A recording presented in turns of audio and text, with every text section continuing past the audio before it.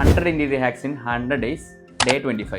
ഇന്ന് നമുക്ക് സിമ്പിളായിട്ടുള്ളൊരു ടോപ്പിക്കാണ്. നമ്മൾ ബേസിക്കായിട്ട് സ്റ്റെയർ കേസ് പ്ലാൻ ചെയ്യുമ്പോൾ എന്തൊക്കെ കാര്യങ്ങൾ നോക്കണം, അല്ലെങ്കിൽ എന്താണ് കോമൺ പോയിൻറ്റ്സ് എന്നുള്ളതാണ്.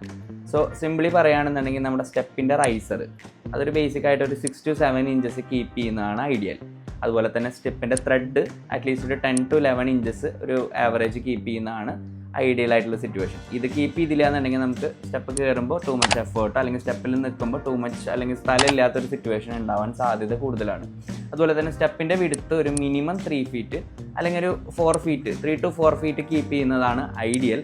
ബേസിക്കലി ഇങ്ങനെ കീപ്പ് ചെയ്യുമ്പോൾ നമുക്ക് ഒരു കംഫർട്ടബിൾ വാക്കിംഗ് സ്പേസ്, അല്ലെങ്കിൽ രണ്ടുപേര് മൂവ് ചെയ്യുമ്പോൾ നല്ലൊരു മൂവ്മെൻറ്റ് സ്പേസ് ക്രിയേറ്റ് ചെയ്യാൻ പറ്റും.